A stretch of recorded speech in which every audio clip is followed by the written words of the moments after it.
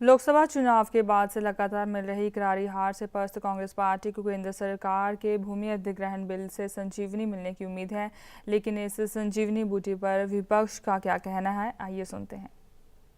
लोकसभा चुनाव में गुजरात की हाय हाय करते हुए कांग्रेस का सफाया हो गया, 44 पर आ गए।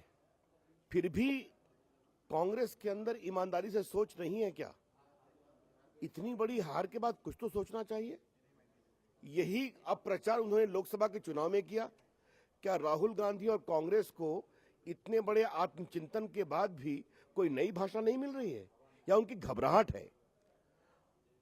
ये पूरे मोदी जी के सरकार के विकास के आयाम और दुनिया में भारत की बढ़ती हुई गरिमा, और चाहे वो राष्ट्रपति ओबामा हो या वर्ल्ड बैंक हो या दुनिया के बाकी चिंतक हो, ये सब मोदी जी की तारीफ कर रहे हैं।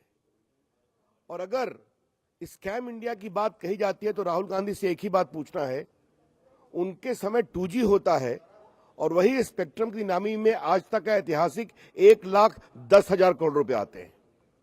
कोयला घोटाला होता है और 204 में सिर्फ 20 खदानों की नीलामी करके 2 लाख करोड़ रुपए आते हैं। इसका तो जवाब दे कांग्रेस पार्टी। ये जवाब क्यों नहीं आते? पूरी पिछली सरकार कांग्रेस पार्टी की गरीबों के खिलाफ काम करती रही, गरीबों के पैसे लूटते रहे, जनता परेशान रही, इसलिए विदाई हुई है। अगर आज भी सोचने के लिए कुछ नहीं है तो मेरी शुभकामनाएं हैं। लगता है कांग्रेस पार्टी ने 44 से भी नीचे आने का अपना निर्णय कर लिया है। दिक्कत ये है कि जिस पार्टी को और जिस पार्टी के नेता को देश की जमीनी हकीकत का एहसास न हो, वो इसी तरह से बहकी बहकी बात और इसी तरह की लफाजी करेंगे। और दरअसल कांग्रेस पार्टी जो कि पूरी तरह से जमीनी स्तर पर लोगों से कट चुकी है, इसलिए उसी तरह उसके ये बहके बहके सुर सुनाई पड़ रहे हैं।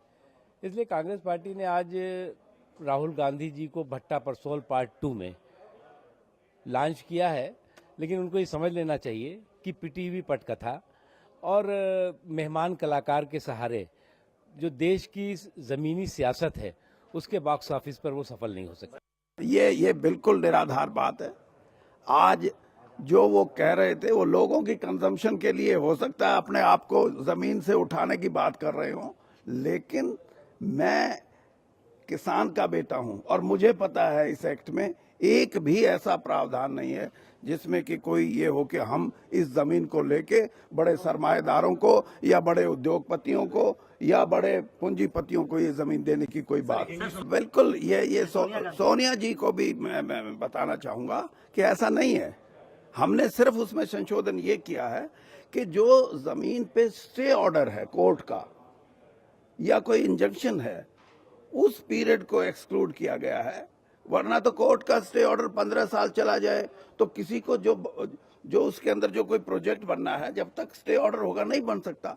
उस पीरियड को निकाल के अगर 5 साल हो जाएंगे तो वो जमीन किसान को वापस चली जाएगी। खबरों की दुनिया में आइए, हमारे साथ कहीं भी और कभी भी जुड़िए। हम मिलेंगे फेसबुक पर, हम दिखेंगे यूट्यूब पर, हमें फॉलो कीजिए ट्विटर पर। खबरों के साथ बने रहिए रात दिन।